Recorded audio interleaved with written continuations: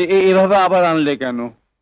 ভাতের সঙ্গে খেতাম। তখন তো সবার মধ্যে আপনাকে বেশি দিতে পারি না, অথচ আমি জানি আপনি কচু শাক খেতে কত ভালোবাসেন। তা এতগুলো কচু শাক গেল কোথায়? বাবা, হ্যাঁ? কিছু বলবে বড় বউ? আজ আপনার ছেলে দুটো ইলিশ মাছের মাথা এনেছিল, তাই দিয়ে একটু কচু শাক করেছি। আপনার জন্য বাড়িতে কিছুটা তুলে এনেছি, খেয়ে নিন। এভাবে আবার আনলে কেন? ভাতের সঙ্গে খেতাম। তখন তো সবার মধ্যে আপনাকে বেশি দিতে পারি না, অথচ আমি জানি আপনি কচু শাক খেতে কত ভালোবাসেন। তোমার শাশুড়ি ঠাকুরের এখন কোথায়? উনি তন্দ্রার মামা তন্দ্রার ঘরে বসে গল্প করছেন। আপনি খান, আমি ওদিকটা নজর রাখছি।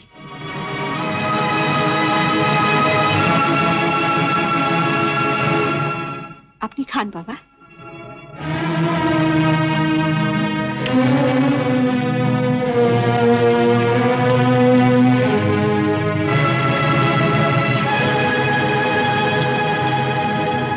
কেমন খেতে হয়েছে বাবা? দারুণ দারুণ হয়েছে কচুর আর শাকটা। একটু খাবি? দাও। বুঝেন যাও, আমার আবার দয়ার শরীর, কারো মনে দুঃখ দিতে পারি না। বড় বউ এত কষ্ট করে রান্না করেছে, খাবো না বললেও দুঃখ পাবে না। কি পটেশ্বরীর মতন হাঁ করে দাঁড়িয়ে দেখছো কি? আর একটু কচু শাক দাও। আর তো নেই মা। নেই মানে? তা এতগুলো কচু শাক গেল কোথায়?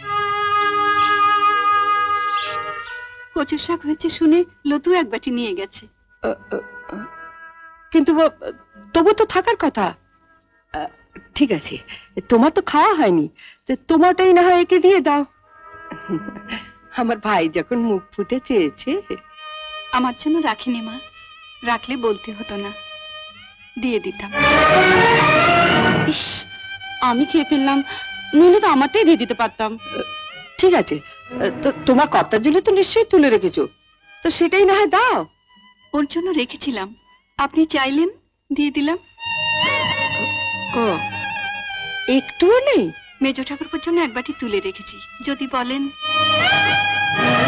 না না না না, ওর থেকে দেবে কেন? ও বেচারি কচু শাক খেতে এত ভালোবাসে। নেতাই নেতাই, তোকে বরং আমি আরেকদিন কচু শাক করে খাওয়াবো। ঠিক আছে ঠিক আছে।